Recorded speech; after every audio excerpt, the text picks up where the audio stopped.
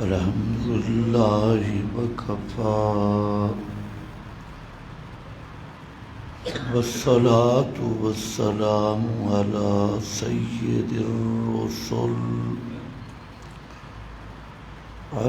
سيد الرسل وخاتم الأنبياء. أما بعد فأعوذ بالله من الشيطان الرجيم. بسم الله الرحمن الرحيم.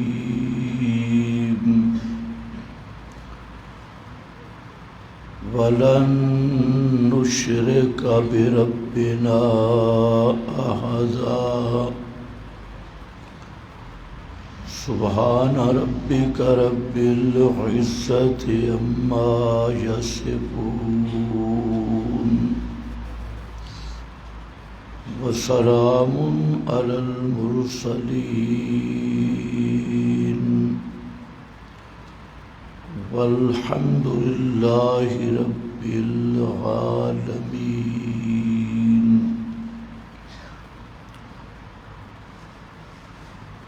انتہائی قابل قدر بزرگوں اور بھائیوں،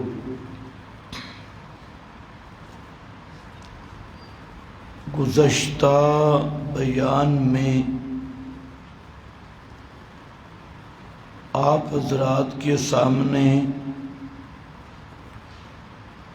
رمضان المبارک کی برکات اور انعامات کے بارے میں بعض باتیں ذکر کی تھی، جس میں رمضان المبارک میں سب سے بڑا اللہ کا انعام وہ اس امت پر نزول قرآن کی صورت میں ہوا کہ اس مہینہ میں اقوام عالم سب جہان کے لوگوں کی قسمتوں کا فیصلہ کیا گیا قرآن مقدس کو نازل کر کے۔ قیامت تک اب خوش بخت خوش قسمت وہ ہے جس کا عقیدہ اور عمل قرآن مقدس کے مطابق اور قرآنی ترازو پر تلا ہوا، قرآنی کسوٹی پر کسا ہوا عقیدہ بھی اور عمل بھی، وہ انسان ہے سعید اور خوش بخت۔ اور جس انسان نے اپنے عقیدے کا ترازو اور کسوٹی قرآن مقدس کو نہیں بنایا، کسی اور چیز کو ایمان کی کسوٹی بناتا رہا اور قرآن کریم کو اپنے ایمان کا ترازو نہیں بنایا، قرآن کے مقابل کوئی اور ترازو بناتا رہا، وہ انسان بدبخت ہوگا، شقی ہوگا اور محروم ہوگا۔ تو قرآن کریم یہ اس رمضان میں آیا، لیکن افسوس یہ ہے کہ آج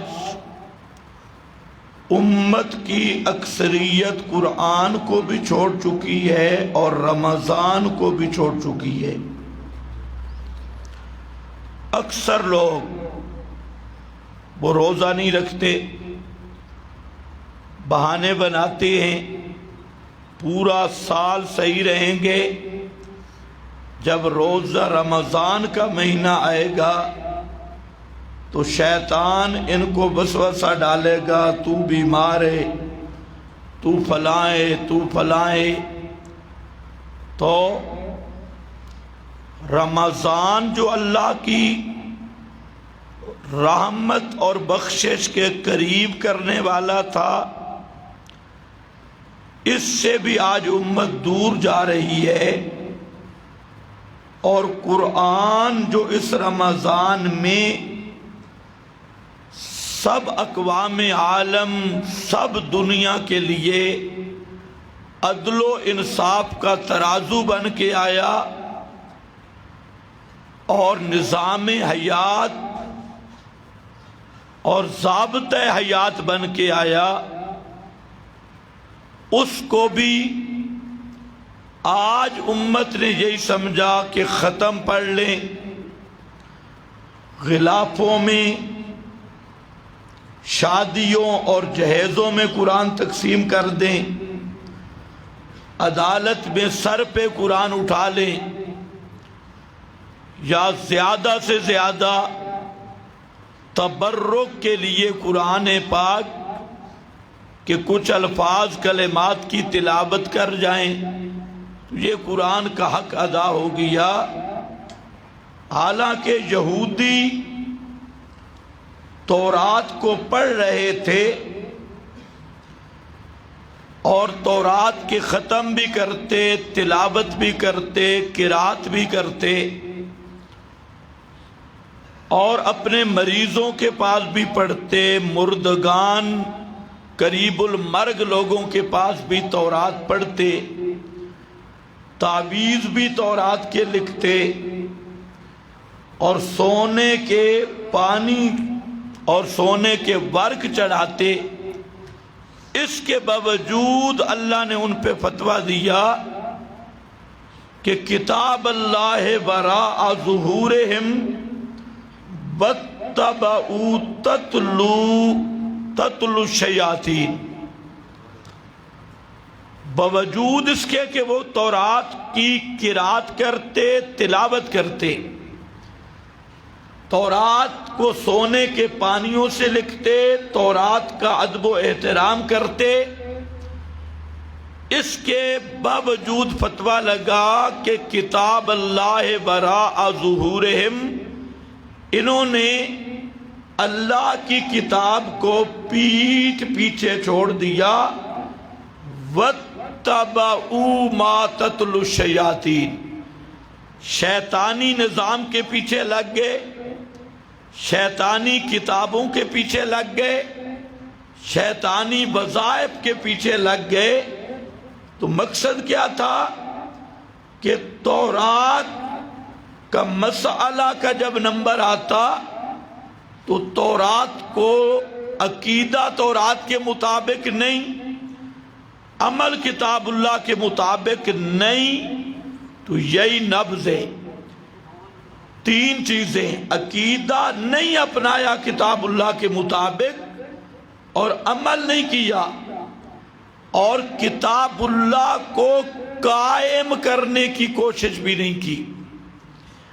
لو انہم اقاموا التورات، اگر یہ یہودی تورات کو قائم کرتے تو برکات تب ملتی، تو انہوں نے اقامت تورات بھی نہیں کی، بیان تک چھوڑ دیا۔ مسئلہ حق تورات میں تھا، اس کا بیان کرنا ختم۔ آج اکثریت امت کی بالکل اسی طرز پہ ہے جیسے یہودی تورات کے ساتھ کرتے تھے، آج اکثریت کلمہ گویان کی قرآن پاک کے ساتھ اتنا تعلق رکھ رہی ہے۔ چومنا، بوسہ، ظاہری ادب، تعویذ، دکانیں اور ختم، تبرک، دکانوں کارخانوں کا افتتاح، اسمبلیوں میں صرف قرآن پاک کی تلاوت۔ بھائی ان سے پوچھو بھائی تمہیں کس نے حق دیا قرآن کی تلاوت کرنے کا؟ تم نے تو قرآن کی تلاوت کر کے قرآن کو سائڈ پہ کر دیا اور کالے نظام کو تم نے تسلیم کیا۔ تلاوت قرآن کی ہوگی، نظام انگریز کا ہوگا۔ اسی جگہ پہ قرآن پاک کی تلاوت کر کے نظام قانون طاغوت کا، تلاوت قرآن کی۔ تو بالکل وہی یہودی جو کہ تھے کتاب اللہ وراء ظہورہم، مکمل طور پہ وہی نظم اب آ گیا۔ اس لیے رمضان یہ تجدید عہد کا مہینہ ہے۔ ہر مسلمان کو سوچنا ہوگا کہ اگر وہ کامیابی چاہتا ہے تو اسے قرآن مقدس کے قریب آنا ہوگا۔ قرآن مقدس کے بغیر کوئی آدمی کامیاب نہیں ہو سکتا۔ اللہ نے کامیابی والی کتاب، ایمان والی کتاب قرآن مقدس کو بھیجا، حتیٰ کہ ایسے ایمان والی کتاب کہ پیغمبر کے ایمان کو بھی مضبوط کیا قرآن کے ذریعے۔ ورنہ فرمایا ما تدری مل کتاب ولل ایمان، ما تدری، میرا پیغمبر آپ کو بھی پتہ نہیں تھا کہ کتاب کیا ہوتی ہے اور دعوت الایمان کیا ہوتی ہے۔ ایمان کی تفاصیل، نفس ایمان تو تھا ہر پیغمبر، فطرتی مباہدے۔ اللہ اپنے انبیاء کی فطرت ہی ایسی پاکیزہ جوہر رکھتا ہے کہ اس کے قریب کفر شرک نہیں آ سکتا۔ ہر پیغمبر فطرتی مباہد، ولادت سے ایماندار و مباہد ہوتا ہے، لیکن فرمایا میرا پیغمبر ایمان تو تھا، فطرتی توحید تو تھی، لیکن جس رنگ میں قرآن نے ایمان کو پیش کیا، قرآن سے پہلے آپ کو بھی ان رنگوں کا پتہ نہیں تھا۔ ما تدری مل کتاب ولل ایمان، تو وہ رنگ، وہ تفاصیل، وہ قرآن کے ذریعے پیغمبر کو بھی پتہ چلی۔ تو اس لیے میں عرض کر رہا ہوں کہ رمضان کا مہینہ یہ تجدید عہد کا مہینہ ہے۔ اللہ رب العزت کے دربار میں ہر اہل ایمان کے لیے ایک یہ رحمت کا مہینہ کہ ایک تو سچے دل سے توبہ کرنی اور توبہ کر کے اللہ سے تجدید عہد کہ اللہ ہم پوری زندگی تیرے قرآن کے ساتھ رہیں گے، عقیدہ قرآن سے حاصل کریں گے، عمل قرآن مقدس سے حاصل کریں گے اور اپنے نظم کو قرآن کے مطابق بنائیں گے، اپنا قانون قرآن کا مانیں گے، سیاست قرآن کے مطابق کریں گے، حکومت قرآن کے مطابق کریں گے، اپنی عدالتوں میں اور اسمبلیوں میں کالے قانونوں کو ختم کر کے، ظلم و جبر کے قوانین کو ختم کر کے صلیبی صہیونی یہودی قوانین کو ختم کر کے اللہ کے قرآن پیغمبر کی سنت کے نورانی نظام کا اجرا کریں گے، خالص عدل و انصاف کا قانون اسمبلی میں بھی یہی ہوگا، عدالتوں میں بھی یہی ہوگا، ملک میں بھی یہی ہوگا، پورے عالم اسلام بلکہ پوری دنیا میں قرآن مقدس کی حاکمیت، اللہ رب العزت کی حاکمیت اور اللہ کی توحید حاکمیت، اس کا پرچم لہرایا جائے گا، اور اسی کے لیے ہم محنت کریں گے۔ یہ رمضان اس عہد کرنے کا یہ وہ وقت ہے، اس تجدید عہد کا، کہ ہم اپنا تن من دھن اللہ کی کتاب کے لیے قربان کریں گے، اس کتاب اللہ کے نظام کے لیے، کتاب اللہ کے قانون کے لیے، کتاب اللہ کے انصاف اور عدل کے لیے ہمیں جان کی قربانی دینی پڑی، ہم جان کی قربانی دیں گے، مال کی قربانی کی ضرورت ہوئی ہم مال کی قربانی دیں گے، بچے قربان کرنے پڑے ہم بچے قربان کر دیں گے۔ اس عہد کی ضرورت اور اس عزم کی ضرورت ہے، ورنہ آج امت پہ جو مصائب اور امت کے جو حالات ہیں، اس توبہ کے بغیر ان حالات اور ان مصائب سے امت کسی صورت میں نہیں نکل سکتی۔ پورا عالم اسلام، صرف ایک ملک کی بات نہیں، پورا عالم اسلام صلیبی طاغوت، دجالی صہیونی نظام اس کے نیچے دب چکا ہے، اور پورا عالم اسلام کو اب ضرورت ہے اس بات کی کہ کتاب و سنت کو اپنا امام بنا کر ہر طاغوت کو شکست دی جائے، ہر یہودیت دجالیت کے پردہ کو چاک کیا جائے۔ تو ہر مسلمان کو یہ عزم کرنے کی ضرورت ہے۔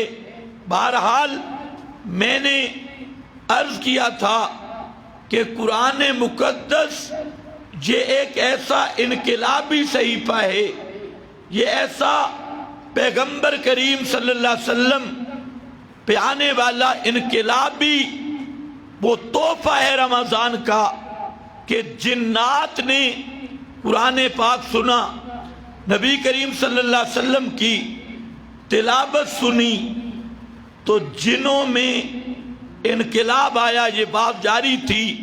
وہ انقلاب کیا ہے؟ جنات کہنے لگے کہ ہمیں سمجھ آ گیا قرآن سے، وَلَن نُشْرِكَ بِرَبِّنَا أَحَدًا، ایک مسئلہ ہمیں سمجھ آیا کہ یہ قرآن مقدس کا مسئلہ یہ ہے کہ اللہ کا شریک کوئی نہیں۔ قرآن مسئلہ یہ بیان کر رہا ہے کہ اللہ کا یہ جن بھی سمجھ گئے بھئی قرآن کا یہ مسئلہ ہے، اور آج ریونڈی کو سمجھ نہیں آ رہا، یہ جنات بھی سمجھ گئے، یہ اس کو سمجھنے اس نے اپنی کتابڑی الگ رکھی ہوئی ہے، کہتا ہے یہ سارے عالم کی ہدایت میری کتابڑی میں ہے، اور سارے عالم کی ہدایت اس کتاب میں ہے، یہ ہے ہدی للناس۔ اگر اپنی کتابڑی اٹھانی ہے تو روزہ رکھنے کی تکلیف نہ کر، ایسے ڈنگر کو بھوکا رکھنا، پیاسا رکھنا، یہ اپنے ساتھ ظلم نہ کر۔ جب تک ایمان نہیں، قرآن والا عقیدہ نہیں، کوئی عبادت قابل قبول نہیں۔ چاہے تہجد پڑھ، چاہے روزے رکھ، چاہے کوئی اور اس سے بڑا عمل کر۔ ابو جہل بھی روزے رکھتا تھا، عاشورہ کا روزہ تو ان میں بڑا مشہور تھا، مشرکین عرب روزہ رکھتے تھے، لیکن سب روزوں سمیت جہنم میں جائیں گے۔ تو قرآن کہنا کیا چاہتا ہے؟ یہ جنات نے عجیب سمجھا اور مزے کی بات ہے، لوگ کہتے ہیں قرآن بڑی مشکل کتاب ہے، سمجھ ہی نہیں آتی۔ اللہ نے ان کا بھی منہ کالا کر دیا، روح سیاہوں کا، کہ قرآن اتنی مشکل ہے تو جن کیسے سمجھ گئے؟ جنہوں نے قرآن کو بھی سمجھا اور قرآن کے دائی کو بھی سمجھا اور قرآن کے مقصد کو سمجھا کہ یہ پورا قرآن کیا کہہ رہا ہے۔ اس لیے کہتے ہیں وَلَن نُشْرِكَ بِرَبِّنَا أَحَدًا، وَلَن نُشْرِكَ ہرگز نہیں شریک کریں گے ہم بِرَبِّنَا اپنے رب کے ساتھ أَحَدًا کسی ایک کو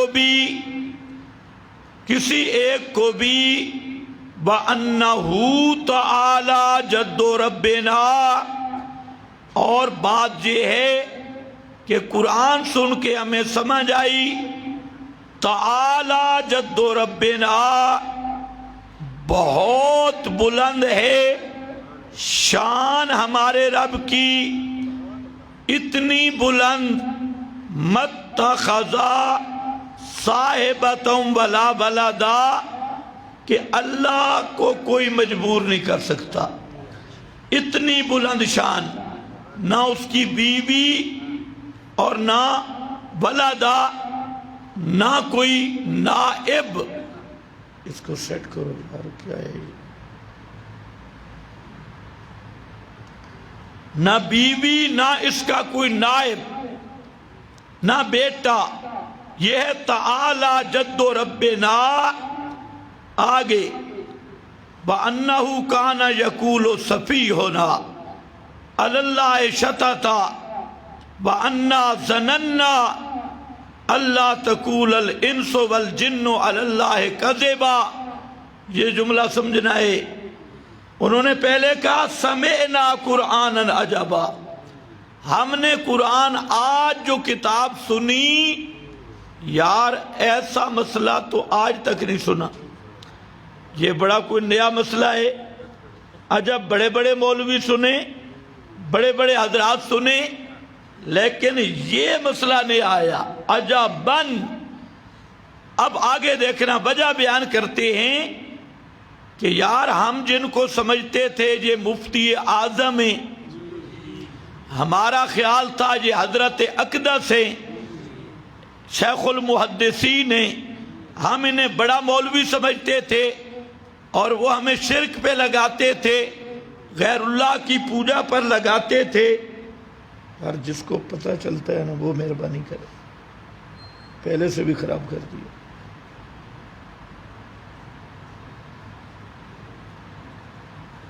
اس کا آواز صاف کرو۔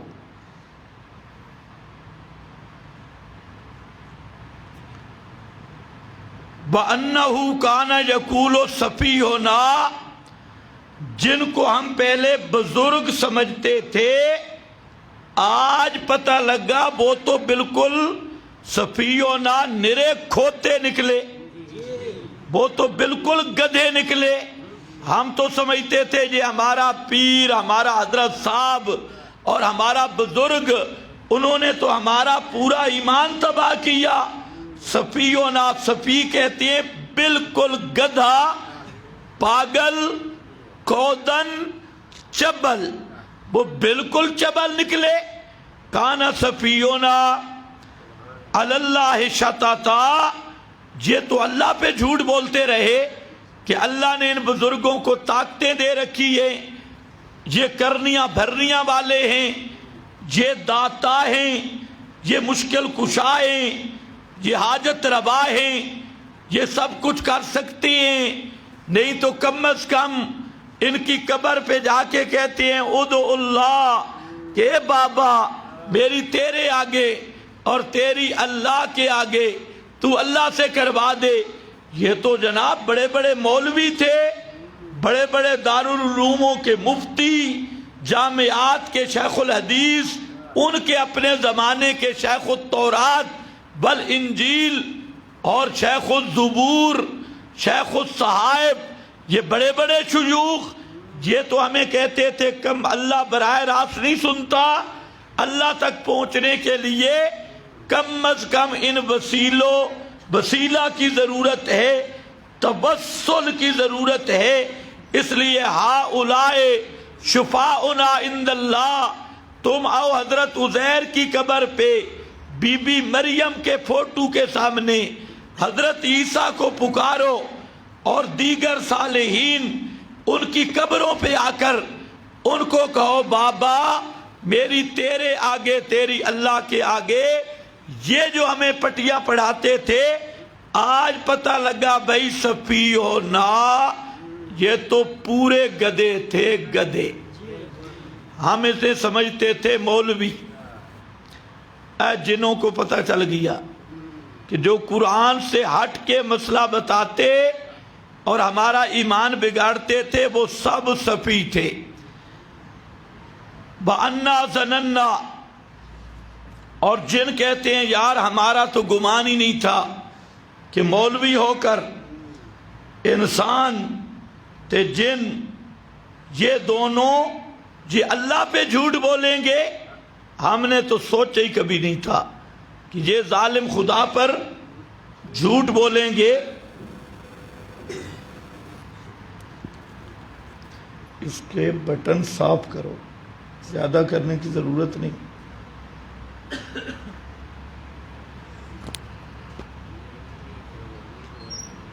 یہ بھی سب ہیں ہمارے صفیہنا۔ اللہ شتا تھا، تو اس صورت میں ایک مسئلہ یہ سامنے آیا کہ قرآن مقدس کی دعوت کیا ہے۔ جنات نے قرآن سنا اور وہ دعوت کے حوالے سے بات کر رہے ہیں کہ قرآن کا اصل موضوع کیا ہے، اصل دعوت کیا ہے۔ تو یاد رکھنا قرآن مقدس کی اصل دعوت ہے اللہ کی توحید، اللہ کی وحدانیت اور شرک کی نفی۔ قرآن مقدس کی اصل دعوت ہے کہ ہر سعادت مل سکتی ہے تو وہ صرف مسئلہ توحید کو ماننے سے، اور ہر بدبختی آدمی کے سر پہ سوار ہوتی ہے وہ شرک کرنے سے۔ ہر بدبختی، ہر لعنت، یار بالکل خراب کر دیا پہلے سے بھی۔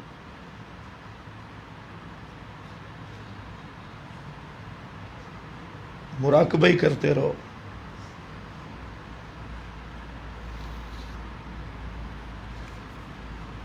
ہاں بھئی، ہر بدبختی،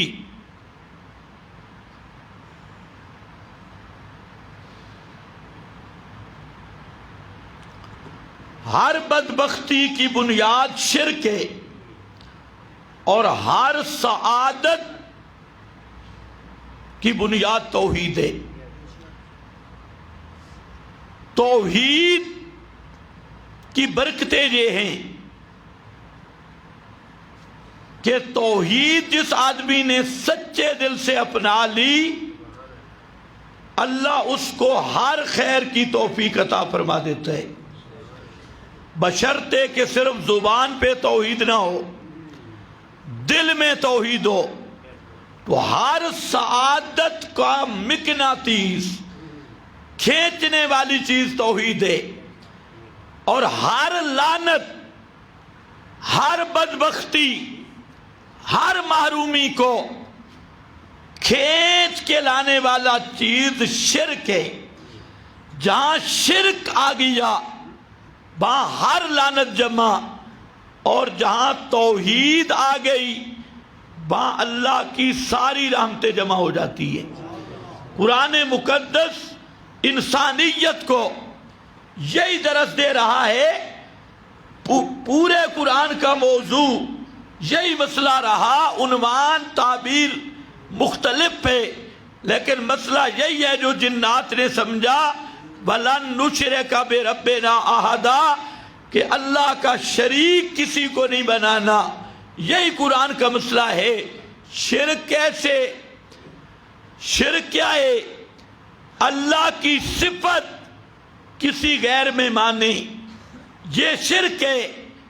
ہر وقت ہر ایک کے حالات کو جاننے والا، یعنی غیب دان، عالم الغیب، یہ صرف اللہ ہے، یہ اللہ کی شان ہے، اللہ کی صفت ہے۔ اب اس صفت میں اگر کسی دوسرے کو شریک کیا کہ میرا پیر، فقیر، زندہ، مردہ، وہ بھی میری ہر حالت کو جانتا ہے اور وہ بھی غیب دان ہے اور ہر وقت ہر چیز کو جانتا ہے، کوئی پیر، کوئی فقیر، کوئی زندہ، کوئی مردہ، تو یہ وہ ظالم انسان، اس نے اللہ کی غیب دانی والی صفت مخلوق کو دے دی، تو یہ کیا بن جائے گا؟ یہ کیا بنے گا؟ مشرک۔ شرک آ گیا، اور جب شرک آیا تو سب عبادتیں برباد، ساری نیکیاں برباد۔ اسی طرح مشکل کشا ہونا، حاجت روا ہونا، اس کائنات کا نظام چلانا، متصرف فی الکائنات ہونا، کائنات میں تصرف کرنا، کوئی خوش ہے، کوئی غمناک ہے، کسی کے گھر میں خوشی، کسی کے گھر میں غمی، کسی کے گھر میں بیماری، کوئی تندرست ہو رہا ہے، کوئی بیمار ہو رہا ہے، کوئی تخت پہ جا رہا ہے، کوئی تختے پہ جا رہا ہے، کوئی بھوکا، کوئی سیر شدہ۔ اس کائنات کے جتنا نظام عالم ہے، اس نظام کے ہر ذرہ پر صرف اللہ متصرف، اللہ مختار ہے۔ کسی زندہ یا مردہ کے بارے میں اگر یہ عقیدہ رکھا کہ یہ بابا، اس کو بھی اللہ نے طاقتیں دے دی ہیں اور یہ بھی مجھے نفع نقصان مافوق الاسباب پہنچانے پہ قدرت رکھتا ہے، یہ بھی بیٹا دے سکتا ہے، میری زندگی بڑھا سکتا ہے، زندگی کم کر سکتا ہے، ڈوبے بیڑے ترا سکتا ہے، اور یہ بابا اس کو بھی طاقتیں ملی، میری کھوٹی قسمت کھری کر سکتا ہے، اور میرے اولاد دے سکتا ہے یا دلوا سکتا ہے، اور میرے حالات ٹھیک کر سکتا ہے یا کروا سکتا ہے۔ اگر یہ عقیدہ کسی پیر، فقیر، زندہ، مردہ کے بارے میں رکھا ذاتی یا عطائی طور پہ، تو یہ مشرک ہو گیا۔ یہ کیا ہو گیا؟ یہ ہو گیا مشرک۔ کیوں کہ شرک کس چیز کا نام ہے؟ اللہ کی شان میں کسی اور کو بھی شریک کرے، اللہ کی صفت میں کسی اور کے اندر وہ صفت مانے، یہ شرک ہے۔ اللہ کی ذات جیسی کوئی ذات مانے یا اللہ کی صفت جیسی کسی کی صفت مانے، تو ہر ایک کی مشکلیں حل کرنا یہ کس کی شان ہے؟ حاجتیں پوری کرنا یہ کس کی شان ہے؟ داتا ہونا یہ کس کی شان ہے؟ صرف اللہ کی۔ اگر یہ صفت کسی مخلوق میں مانی تو یہ شخص مشرک ہو گیا، اور مشرک کی کوئی عبادت قابل قبول نہیں۔ اسی طرح بغیر اسباب کے سننا یہ اللہ کی شان ہے، بغیر اسباب کے سننا یہ اللہ کی شان۔ انہو هو السمیع العلیم، انہو هو السمیع، اللہ ہی ہے بغیر اسباب کے سننے والا، بغیر اسباب کے دیکھنے والا۔ ان ربی لسمیع الدعاء، پکاریں سننا، ان ربی، یہ صرف میرے رب کا خاصہ ہے، میرا رب ہی ہے جو پکاروں کو سننے والا، دعاؤں کو سننے والا۔ اور فرمایا انکا انت السمیع العلیم، اللہ ہی ہے ہر ایک کی پکار کو سننے والا، بغیر اسباب کے سننے والا اور ہر ایک کے حالات کو جاننے والا، یہ شان صرف اللہ کی ہے۔ اگر یہ صفت کسی نبی میں مانے، ولی میں مانے، پیر فقیر میں مانے اور عقیدہ یہ رکھے کہ کوئی بزرگ، کوئی پیر بغیر اسباب کے میری بات کو سنتا ہے، بغیر اسباب کے میری پکار کو سنتا ہے، تو وہ ہو گیا مشرک، اور مشرک ہو گیا تو ساری لعنتوں کا مرکز بن گیا۔ وہ آدمی مشرک ہے، اور مشرک کا کوئی عمل قابل قبول، یہی قرآن کی دعوت ہے، لن نشرک بربنا احدا، یہی جنہوں نے سمجھا۔ تو آج دیکھیں کہ اللہ کے سوا کسی کے متعلق یہ عقیدہ رکھنا کہ وہ بغیر اسباب کے سنتا ہے، یہ شرک ہے۔ جو مر جائے اس کے سننے کے اسباب ہیں؟ اس کے سننے کے اسباب نہیں۔ لہذا کسی پیغمبر کے، امام الانبیاء صلی اللہ علیہ وسلم کے موت کے بعد مافوق الاسباب سننے کا قائل ہو، امام الانبیاء حضرت محمد مصطفیٰ صلی اللہ علیہ وسلم کے روز انور پہ عادتاً سما کا، مافوق الاسباب سما کا اگر قائل ہے تو یہ پکا ابو جہل کی طرح مشرک ہے، اور مشرک کا کوئی عمل اللہ کی دربار میں قبول نہیں ہو سکتا۔ یہی شرک ہے۔ اسی طرح اللہ کی شان ہے، ان الحکم الا للہ، حاکم ہونا یہ اللہ کی شان ہے۔ ان الحکم الا للہ، حاکم صرف اللہ، لا حاکم الا اللہ، اللہ کے سوا کوئی حاکم حقیقی نہیں۔ حکم دینا، قانون دینا کے حکم کے مقابل کسی کا حکم ماننا، اللہ کے حکومت کے مقابل ایسی حکومت ماننا جو کتاب و سنت کے سری بغاوت پہ مبنی ہو، جو کتاب و سنت کے متصادم پر مبنی ہو، ایسا فیصلہ ماننا، یہ ہے شرک فی الحاکمیت۔ شرک فی الحاکمیت، کیونکہ حقیقی حاکم کون ہے؟ صرف اللہ۔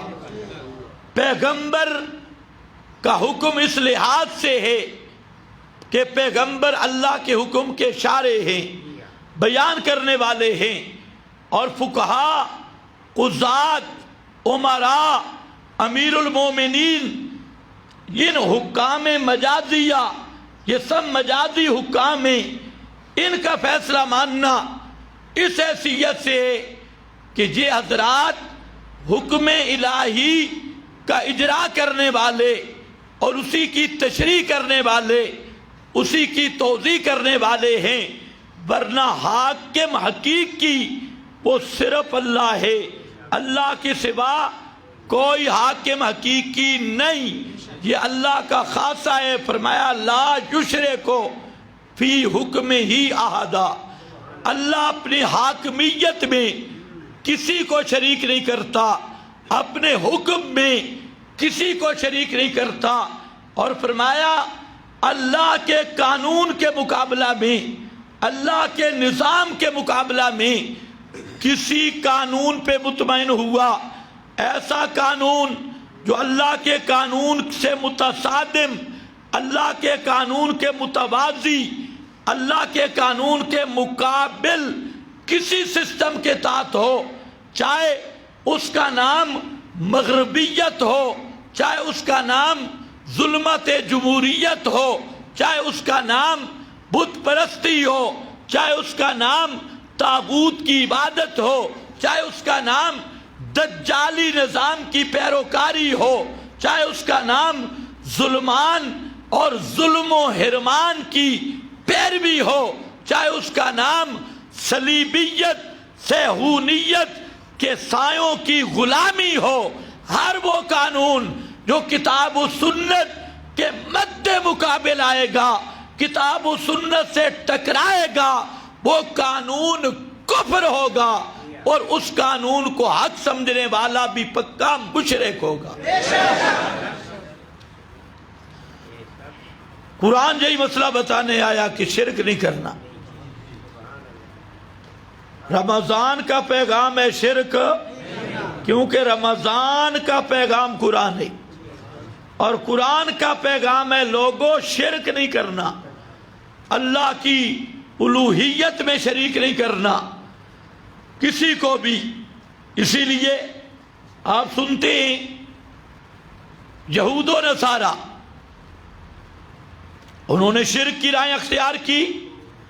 ان کا ایک شرک یہ بھی تھا کہ ایک طرف اللہ کی کتاب کا قانون ہوتا تھا، دوسری طرف مولوی کی کتاب آ جاتی تھی، مولوی کے دستخط آ جاتے تھے، مولوی کا رسالہ، وہ اللہ کی کتاب کو چھوڑ دیتے تھے اور مولوی کی کتاب کو سینے سے لگا لیتے تھے۔ اس لیے کتاب اللہ وراء ظہورہم، پیچھے پھینکا۔ آج بالکل وہی کام ہے، اور اس کو بھی قرآن نے شرک کہا کہ اللہ کی کتاب کے مقابل المحند پہ ایمان رکھنے والا قطعی اور کٹر مشرک ہے۔ خذوا احبارہم رہبانہم اربابا من دون اللہ، کہ انہوں نے مولویوں پیروں کو اللہ کے سوا رب بنایا۔ یہ قرآن میں ہے، حالانکہ ہم نے تو رب نہیں بنایا تھا۔ یہ سوال سمجھنے والا ہے۔ نبی کریم علیہ السلام نے فرمایا عدی بتا کہ ایک طرف خدا کے کتاب کا فیصلہ ہوتا تھا، اللہ کی کتاب ایک چیز کو حلال کہتی تھی، مولوی اسے حرام کہتا تھا۔ کس کی مانتے تھے؟ انہوں نے کہا جی مانتے تو اپنے حضرت صاحب کی تھے، مولوی صاحب کی۔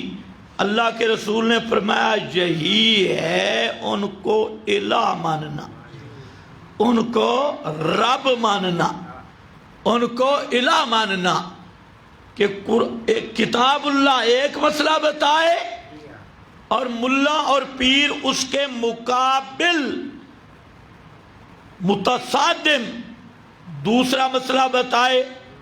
اب مولوی پیر کی ماننا اور کتاب اللہ کو چھوڑنا، یہ کیا بنے گا؟ مولوی اور پیر کو الہ بنانا، مولوی اور پیر کو الہ بنانا۔ اور جب مولوی اور پیر کو الہ بنایا تو یہ بن گیا مشرک۔ اس لیے اللہ کے قانون کے مقابل اگر انگریز کا قانون مانا، اللہ کی کتاب و سنت کے مسئلہ کے مقابل اگر طاغوتی نظام دجال کا قانون اس پہ مانا، تو پھر دجال کو کیا مانا؟ اپنا الہ مانا، طاغوت کو اپنا الہ مانا، پھر امریکہ کو اپنا الہ مانا، پھر اقوام متحدہ کو اپنا الہ مانا۔ جب قرآن کے مقابل کسی چیز کو لے گا تو اس کو رب بنایا، اس کو الہ بنایا۔ قرآن کے مد مقابل کسی شخصیت کو لے، اس کو الہ بنایا، کسی نظام کو لے، اس کو الہ بنایا، اور جب اس کو الہ بنا لیا تو اس کا لا الہ الا اللہ کا یہ منکر ہو گیا۔ اور قرآن پورے کی دعوت یہی تھی کہ اللہ کا شریک کوئی نہیں، اللہ کا شریک کوئی نہیں۔ پھر تو یہودی عیسائی بہتر رہ گئے، انہوں نے شریک کس کو بنایا؟ حضرت عیسیٰ کو، حضرت مریم کو، حضرت ابراہیم اور حضرت اسماعیل کو۔ اور تم آج کے کالے انگریز دجال کانے کو خدا کا شریک بنا رہے ہو۔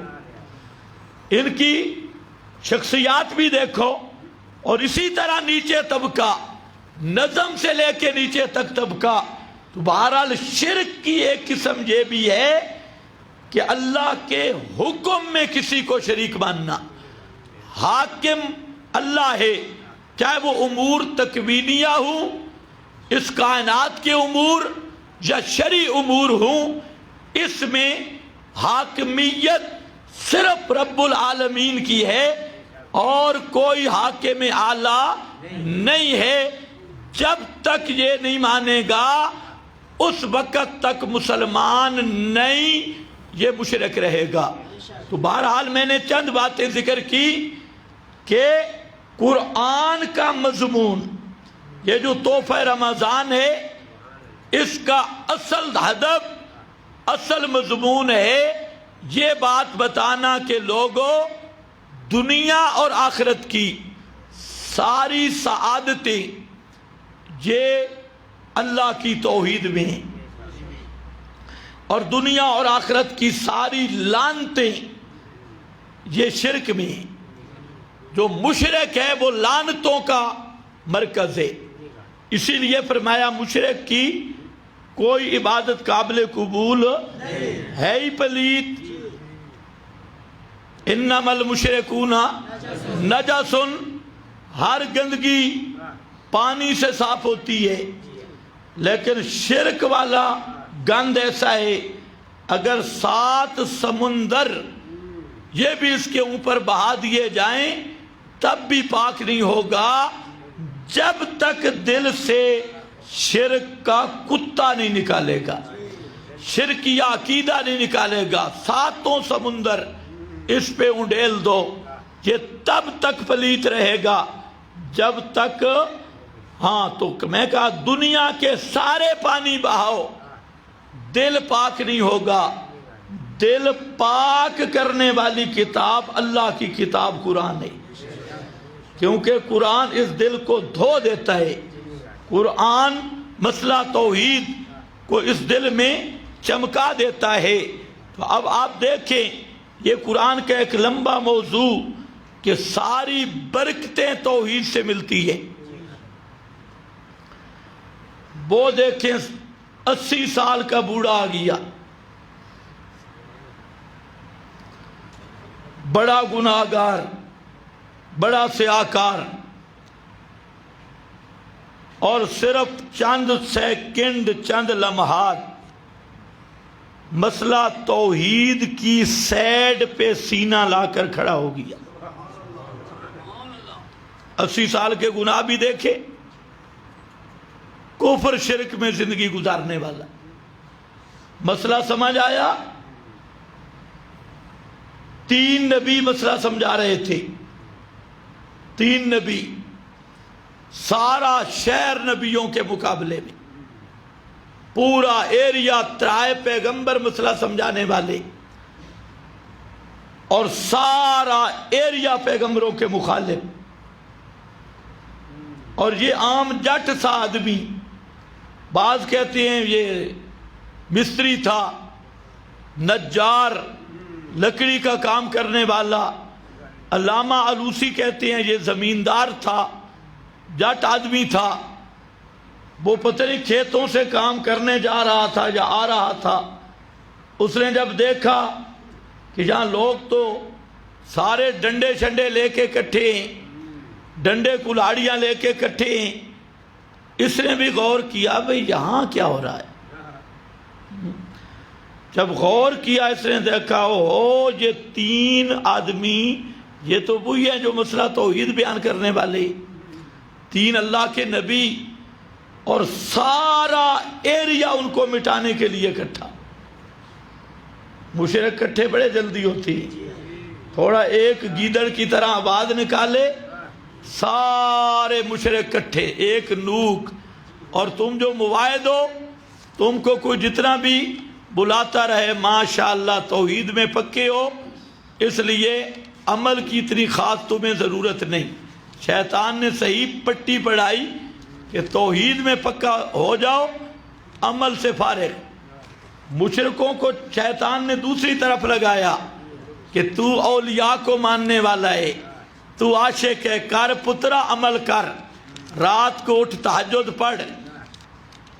اشراق پڑھ، ابابین پڑھ، کر عبادت، تو بڑا نیک ہے، بڑا اولیاء اللہ کو ماننے والا، تیری باتیں بڑی قبول منظور۔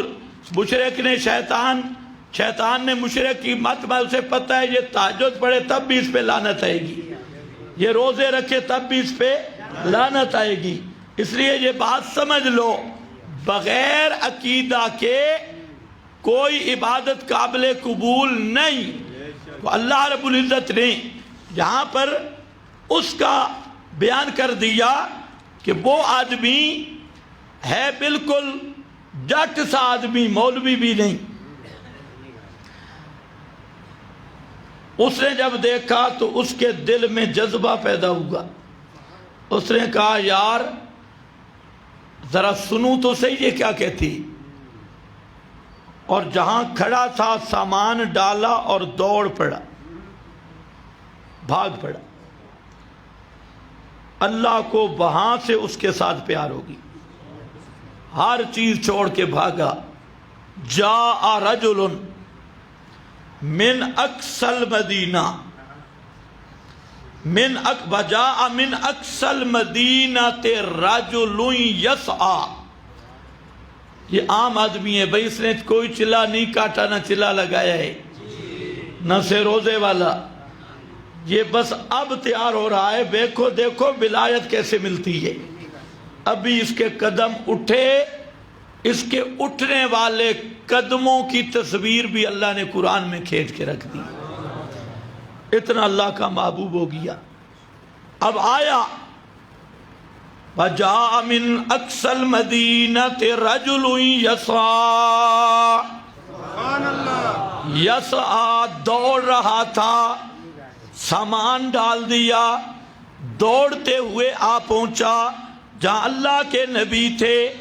تین آگے ہو کر کہتا ہے انبیاء، تین نبیوں سے بھی آگے کھڑا ہو گیا اور سینہ تان کے کہتا ہے او مشرکو، پہلے بات سنی کہ یہ نبی کیا کہہ رہے ہیں، بات سمجھ آ گئی کہ اللہ کے تین نبی یہ آواز لگا رہے ہیں کہ کائنات والو، اللہ کے سوا مشکل کشا کوئی نہیں، حاجت روا کوئی نہیں، پکاریں سننے والا کوئی نہیں، اور پوری کائنات میں ایسا کوئی بھی نہیں جو پکار کے لائق ہو۔ جن کو مشرک پکارتے ہیں یہ نہ پکارے سن سکتے ہیں، چاہے قبروں کے اوپر جا کے پکارو، چاہے دور سے پکارو، نہ سنتے ہیں، نہ کر سکتے ہیں، نہ کروا سکتے ہیں، یہ اللہ سے کروا بھی نہیں سکتے، اور ان کو طاقتیں بھی نہیں ملی، یہ کر بھی نہیں سکتے۔ اس نے پورا مسئلہ سنا، یہ سنا، پھر اس نے دیکھا اپنے شہر والوں کی طرف، سارا شہر اکٹھا ہے، جس میں چودھری بھی، ملک بھی، خان بھی، یہ بڈیرے لوگ، ان کا مسلمان ہونا بڑا مشکل ہوتا ہے۔ غریب آدمی مسلمان ہوگا تو مخلص بن جائے گا، لیکن چودھری صاحبان، ملک صاحبان، خان صاحبان، بڈیرے صاحبان، ان کے اندر توحید کا اترنا بڑا مشکل ہوتا ہے۔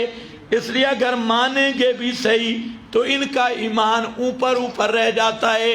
ہاں جس پہ اللہ رحمت کر دے وہ الگ مسئلہ ہے، اللہ بعض پہ رحمت کر کے انہیں اپنے دین کا پکا خادم بنا دیتا ہے، لیکن اکثریت سرمایہ داروں کی وہ فرعون کی طرح آکڑی رہتی ہے۔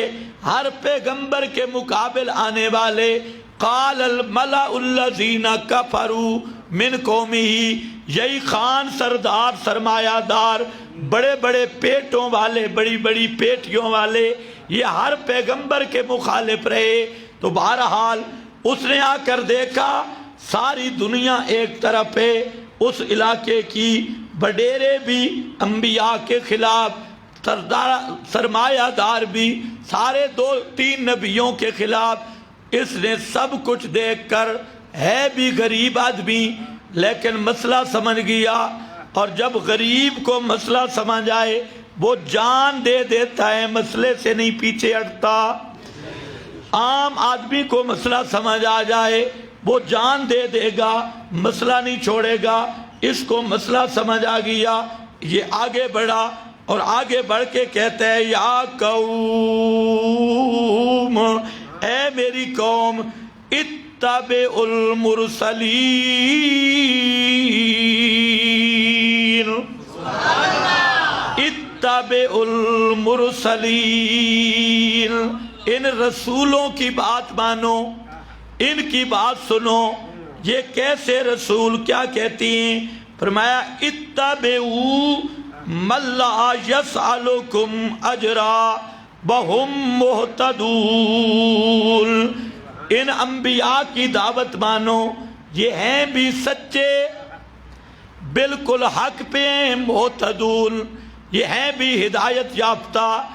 ان کا جو مسئلہ ہے کہ پکاریں سننے والا اللہ، ان کا جو مسئلہ ہے کہ غیب جاننے والا اللہ، ان کا جو مسئلہ ہے کھوٹی قسمتیں کھری کرنے والا اللہ، ان کا جو مسئلہ کہ ساری کائنات اللہ کے دروازے پر مانگت ہے، پنن والے مانگنے والے ہیں، جھولیاں بھرنے والا صرف اللہ ہے، اللہ کے سوا کوئی مشکل کشا نہیں، کوئی حاجت روا نہیں، کوئی داتا نہیں، کوئی بگڑی بنانے والا نہیں۔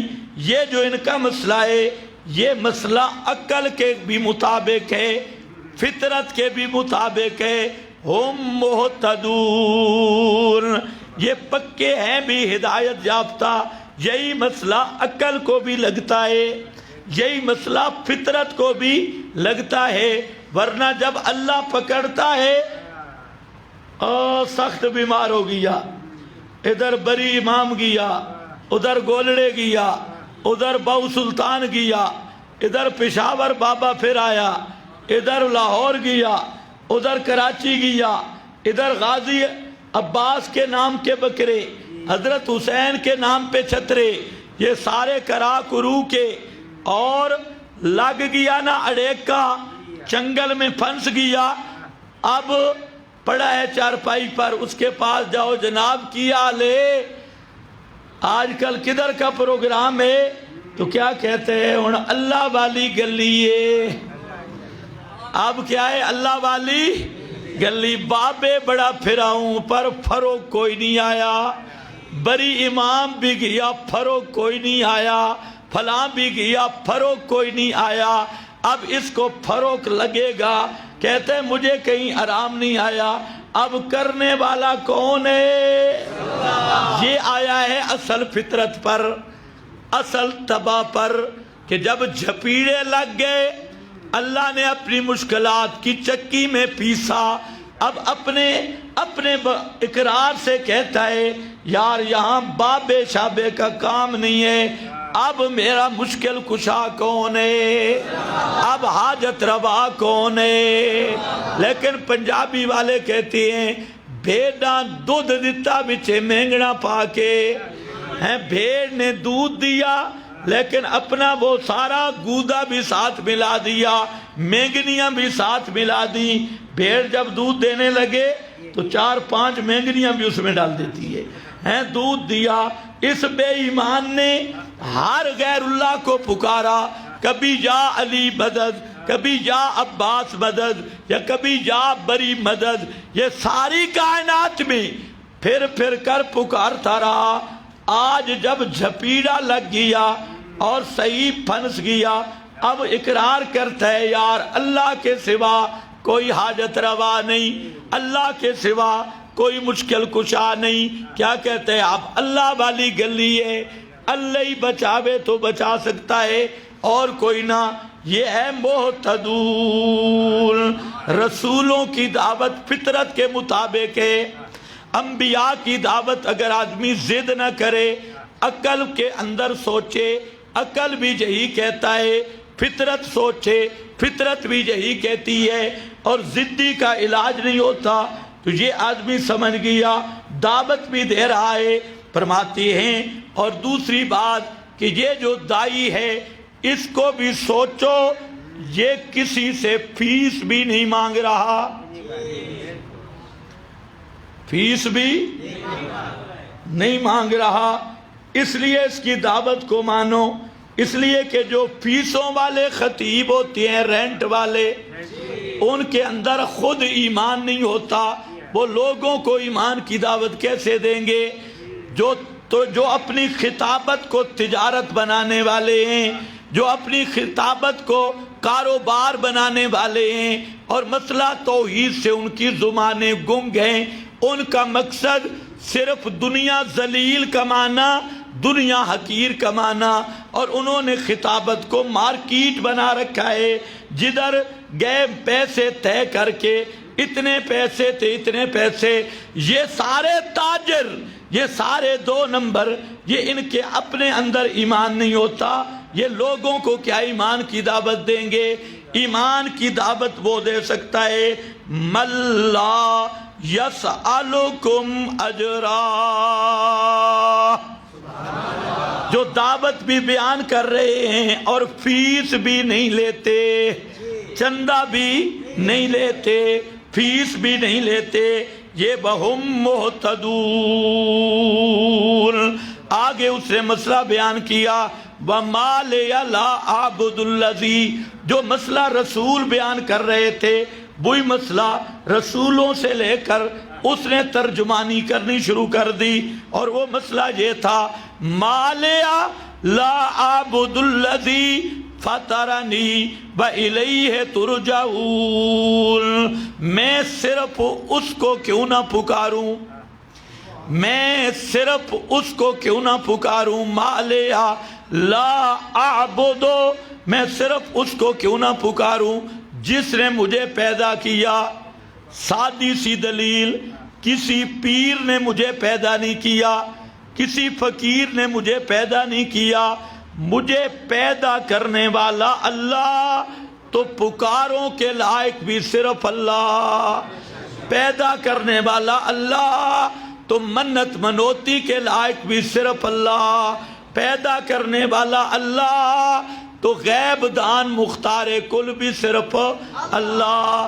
یہ سادی سی دلیل ہر آدمی سمجھ سکتا ہے کہ مجھے کسی پیر نے نہیں پیدا کیا، پیدا کس نے کیا ہے؟ صرف اللہ۔ تو پھر میری حاجتوں کا حاجت روا بھی اللہ، اور پکاریں سننے والا بھی اللہ۔ وَإِلَيْهِ تُرْجَعُونَ، فرمایا جہاں رہو گے بھی نہیں، اللہ کے پاس جاؤ گے۔ آگے یہ چونکہ ولی اللہ تھا، اور سچا ولی وہ ہوتا ہے، یہ اب ولی اللہ بن گیا، چند منٹوں میں ولی اللہ بن گیا۔ ولایت توحید کو مان کر بیان کرنے کا نام ہے، اسی کا نام ولایت ہے، چلوں سے نہیں ہوتا۔ پرانا کنہ 6 مہینے غسل نہیں کیا، او مستے لیلے کی طرح بدبو آ رہی ہے، یہ کون ہے؟ یہ ولی اللہ ہے۔ ہاں، غسل نہیں، گندا، اور نالیوں سے گند اٹھا کے کہتے یہ پہنچی ہوئی سرکار ہے، وہ گندگی کھا رہا ہے، تو کہتے پہنچی ہوئی، کہاں پہنچی ہوئی سرکار ہے؟ اس کا اتنا عقل نہیں کہ پاک پلیت کو نہیں جانتا، وہ تجھے بیٹے دے گا، اور تیری وہ پہنچی ہوئی سرکار ہے۔ تو یہ یوں مشرک کی مت ماری ہوتی ہے۔ تو بہرحال یہ اولیاء اللہ بن گئے مسئلہ مان کے، چند سیکنڈ لگے، پہلے دشمن تھا، اب یہ اللہ کا ولی ہے، بہت بڑا ولی۔ آگے اور ولی سچا وہ ہوتا ہے جو مسئلہ بھی بیان کرے تے فتویٰ بھی ٹھوک کے لگائے، جو فتویٰ بھی اونچا بولو، جو فتویٰ بھی ٹھوک وجہ کے لاوے، کڑاکے دار فتویٰ لگائے، اور جو 10 بزرگ کر کے چلا جائے وہ پورا ابلیس ہے، مسئلہ بیان نہیں کرتا، فتویٰ نہیں لگاتا، وہ اللہ کا ولی نہیں ہوتا۔ قرآن جن اولیاء کا تعارف کراتا ہے، ڈنکے کی چوٹ پہ مسئلہ بیان کرتے ہیں، کوئی گول مول نہیں، دکان سے کچھ نہیں ہوتا، مکان سے کچھ نہیں ہوتا، اور پنڈی اسلام آباد میں جاؤ سب سے بڑی دکان اسی کی ہوگی، مکان سے کچھ نہیں ہوتا۔ جی 15 سے آگے چلے جاؤ سب سے بڑی کوٹھی اسی کی ہوگی، جو لوگوں کے سامنے صوفی بن کے دکان سے کچھ نہیں، مکان سارا بڑی بلڈنگ یہی بنا کے بیٹھا ہے، ہوتا کچھ نہیں ہے، کیونکہ اس کا گھنڈی سے نیچے ایمان ہے ہی نہیں، صرف یہاں کھڑا ہے۔ اللہ کے نبی کی خبر ہے وہ تو غلط نہیں ہو سکتی۔ فرمایا ایسا ٹولہ آئے گا، سروں گونے مچھا منیاں اور سارے، اور لا یتجاوز حناجرہم، ان کا ایمان اس سے اوپر اوپر رہے گا، نیچے نہیں ہوگا۔ خیر بہرحال چھوڑو، وقت بالکل ختم ہو گیا۔ وہ آیا اور بلی، اور مسئلہ کیا بیان کرتا ہے؟ اتخذ من دونہ آلہۃ، کیا میں اللہ کے سوا ایسوں کو پکاروں، ایسوں کو مشکل کشا سمجھوں؟ یہ جملہ سننا ہے، پوری توحید سمجھ آئے گی اور پورے شرک کی حقیقت۔ اتخذ من دونہ آلہۃ ان یردنی الرحمن بضر، اگر رحمان مجھے کوئی تکلیف دینا چاہے، بے ضرن، کوئی بیماری، کوئی دکھڑا، کوئی دکھ رحمان مجھے دینا چاہے، لا تغنی انی شفاعتہم شیئا، لا تغنی انی شفاعتہم شیئا۔ اور جن بابوں کی قبروں کے پر تم کھڑے ہو اور جن کو تم پکار رہے ہو، اللہ کی قسم یہ ذرا بھر بھی اللہ سے مجھے چھڑا نہیں سکتے۔ اگر اللہ مجھے پکڑ لے اور یہ سفارشیں کریں، سارے مل کر مجھے چھڑانا چاہیں، یہ چھڑا نہیں سکتے۔ مشرک یہی کہتا ہے کہ خدا کے پکڑے چھڑا لے محمد، محمد کے پکڑے چھڑا کوئی نہیں سکتا۔ اللہ کا ولی کہتا ہے اگر اللہ مجھے پکڑے بے ضرن، کوئی بیماری دکھ دے دے، لا تغنی انی شفاعتہم شیئا، ان بابوں کی سفارش مجھے چھڑا نہیں سکتی، یہ بابے مجھے چھڑا نہیں سکتے۔ ہے یہ عقیدہ؟ آج بھی مشرک یہی کہتے ہیں نا کہ چھڑاتی ہیں، یہ کر نہیں سکتے تو کروا سکتے ہیں۔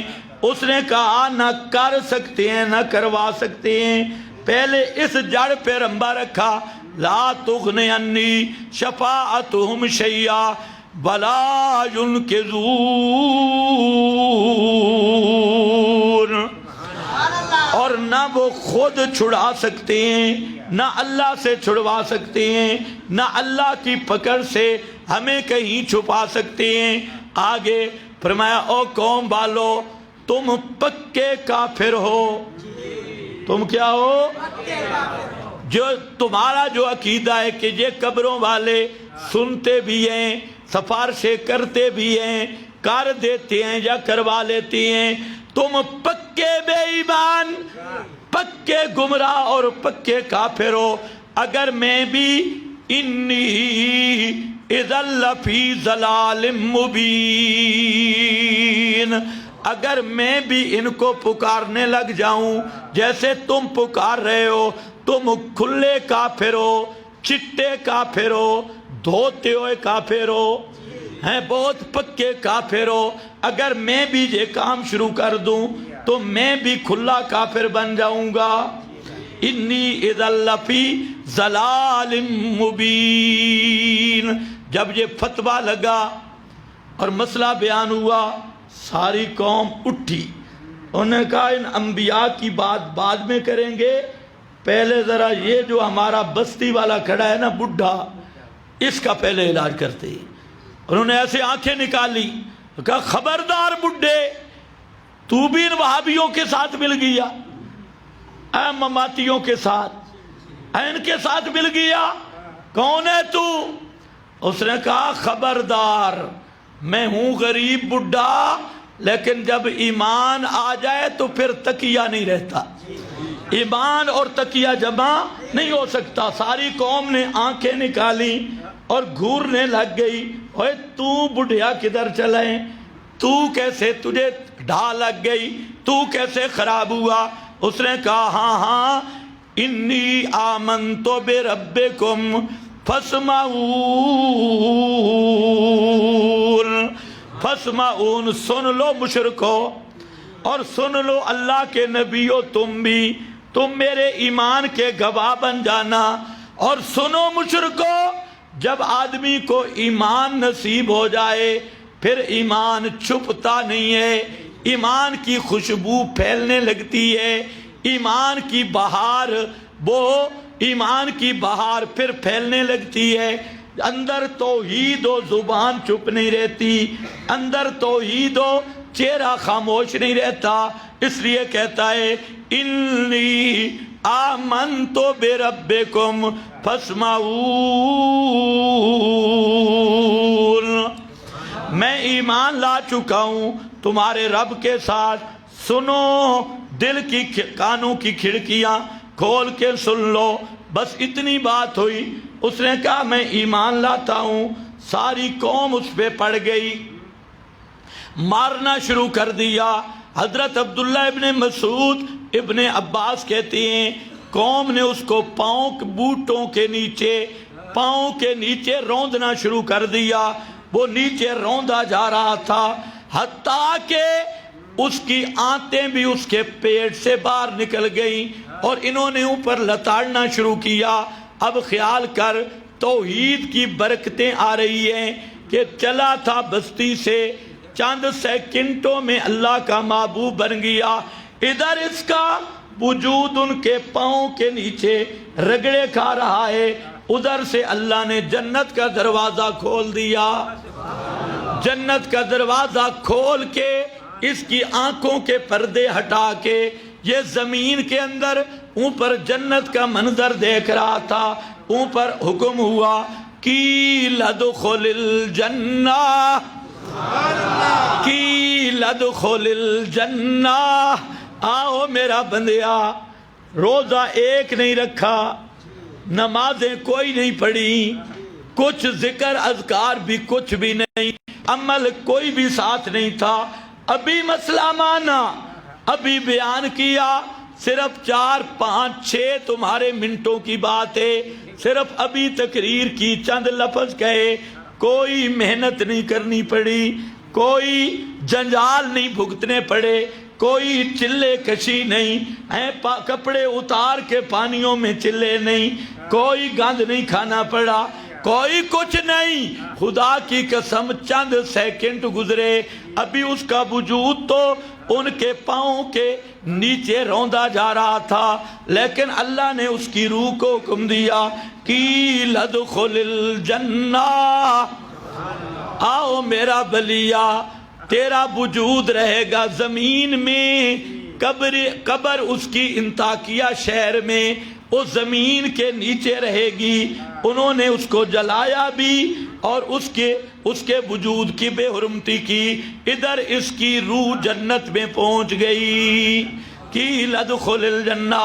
اب جنت میں پہنچ کے اس نے برکات توحید کو بیان کیا، قال یا لیت قومی یعلمون بما غفر لی ربی وجعلنی من المکرمین۔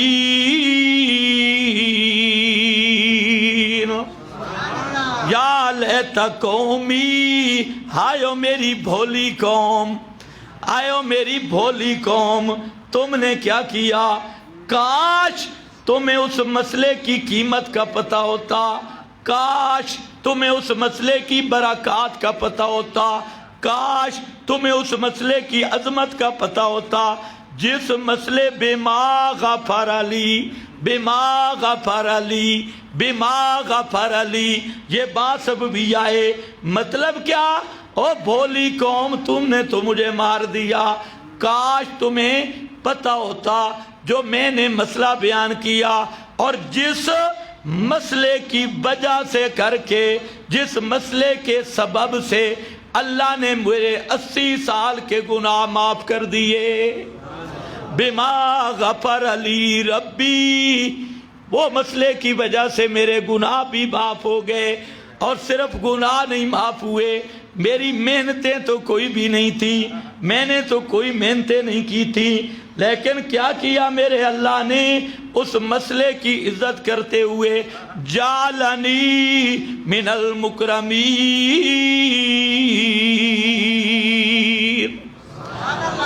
اکرمنی نہیں کہا، اکرمنی کا معنی اللہ نے میرا اکرام کیا، سمجھ نہ آتا کیا اکرام کیا، فرمایا نہیں، جعلنی، اللہ کے ہاں وہ لوگ جو انبیاء کی فہرست تھی، اولیاء کی فہرست تھی، شہیدوں کے نام رجسٹر تھے، ان کے لیے جنت کے جو کمرے سپیشلسٹ تھے، اللہ نے مجھے اس طرح عزت دی، انہی میں سے کر دیا۔